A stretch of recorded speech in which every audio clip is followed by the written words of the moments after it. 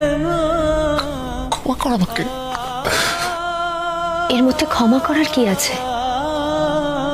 দেখো, আমার সাথে তোমার বিয়ে হলে আমরা তো চিরসখা সিরিয়ালের আজকের ফুল পর্বটি দেখতে চাইলে চ্যানেলটিকে অবশ্যই লাইক এবং সাবস্ক্রাইব করুন।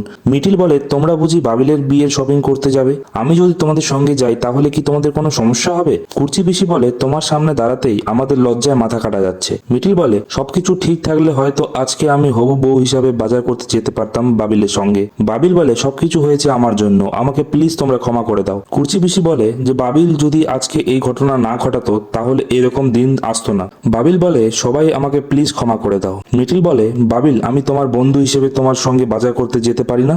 বাবিল তখন কাঁদতে কাঁদতে সেখান থেকে চলে যায়। বাবিলের বিয়ের অনুষ্ঠান শুরু হয়ে যায়, গায়ের হলুদের আয়োজন হয়। ঠাকুরমা বলে, কি হলো বৌমা, তোমার ছেলের বিয়ে, তুমি সধবা মানুষ, তুমি হাতে হাতে কাজগুলো করো। প্রতিবেশীরা বলে, আমরা শুনলাম করে নাকি বদলে গেছে।